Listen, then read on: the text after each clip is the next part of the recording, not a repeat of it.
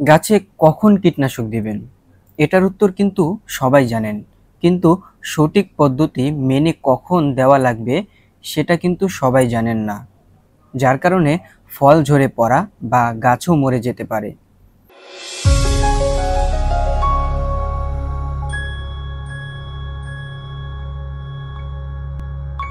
আসসালামু আলাইকুম, সবাই কেমন আছেন? আজকের ভিডিওতে আমরা কথা বলবো আপনাদের ছাদের গাছগুলোতে কিভাবে সঠিক পদ্ধতিতে কীটনাশক ব্যবহার করবেন।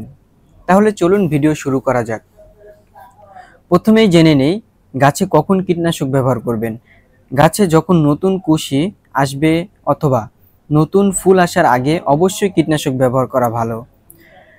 জাতপোকা, মিলিবাগ এই জাতীয় পোকাগুলো পাতা থেকে বা ফুলের কলি থেকে রস চুষে খায়, ফলে কিন্তু ফুলগুলো ঝরে পড়ে যায় বা পাতাগুলো কুঁকড়ে যায়। এজন্য মূলত যখন নতুন কুশি আসবে ওই সময় কীটনাশক ব্যবহার করতে হবে।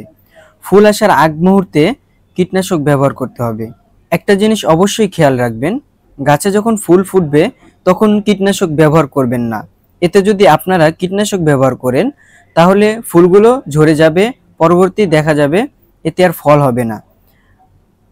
এখন আসুন জেনে নেই গাছে কতটুকু কীটনাশক ব্যবহার করতে হবে। কীটনাশকের বোতলে নিয়মকানুন দেওয়া আছে, সেগুলো পরে অবশ্যই কীটনাশক ইউজ করবেন। দেখা যায় 1 লিটার পানিতে 1 মিলি দিয়েও অনেকে ব্যবহার করে। এবার আসি দিনের কোন সময় কীটনাশক ব্যবহার করবেন। আমরা যদি সময়টা মেনটেন না করি তাহলে কিন্তু আমাদের গাছের পাতা ঝরে যেতে পারে, গাছও মরে যেতে পারে। তাই সঠিক সময় কীটনাশক ব্যবহার করব। সেটা হলো পরন্ত বিকালে, মানে সূর্য যখন ডুবে যাবে ওই সময় কীটনাশক ব্যবহার করলে অনেক ভালো।